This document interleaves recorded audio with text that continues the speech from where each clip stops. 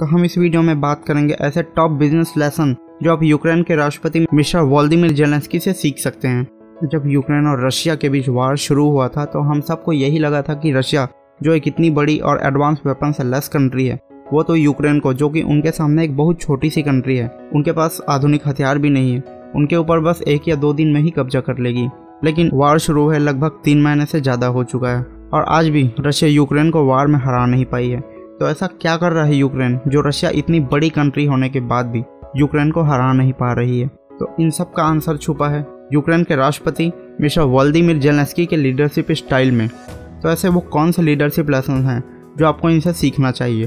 पहला, lead from the front line. जब वार की शुरुआत हुई तो अमेरिका के प्रेसिडेंट जो बिडेन ने उन्हें यूक्रेन छोड़ने में मदद करने की बात कही थी, लेकिन यूक्रेनियन प्रेसिडेंट वोलोदिमीर ज़ेलेंस्की ने यूक्रेन छोड़ने से साफ मना कर दिया था और कहा था कि हम अपनी आखिरी दम तक लड़ेंगे, हार नहीं मानेंगे और किसी के सामने हथियार भी नहीं डालेंगे, चाहे इसमें हमारी जान ही क्यों न चली जाए। एक लीडर किसी भी सिचुएशन में हार नहीं मानता और क्विट करने के बजाय बुरी से बुरी सिचुएशन से निपटने का रास्ता ढूंढता है। दूसरा, कनेक्ट इमोशनली।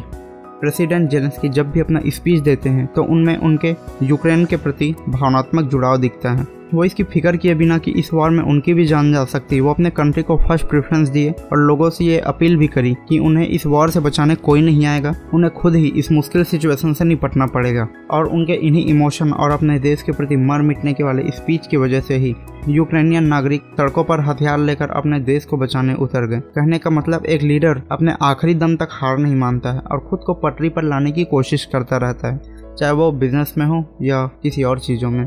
तीसरा, मैनेज फियर्स।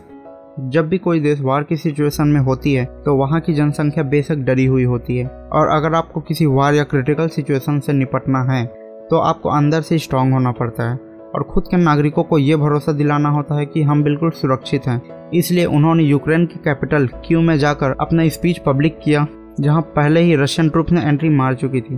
एक लीडर, चाहे वो बिजनेस लीडर हो या एक कंट्री लीडर, अपने सिटीजन या एम्प्लॉय को मोटिवेटेड रखने में काफ़ी मदद करते हैं, जिनसे उनके एम्प्लॉय भी किसी भी सिचुएशन से निपटने के लिए तैयार हो जाते हैं। चौथा, फोकस्ड ऑन मिशन। क्राइसिस के दौरान चाहे वो किसी भी फील्ड में हो, एक लीडर को अपने मिशन पर लेज़र फोकस होना चाहिए।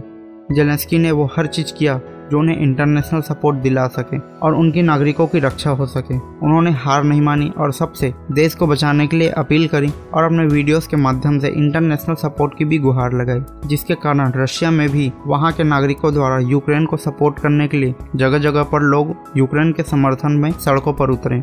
पांचवा, take immediate action rather than thinking.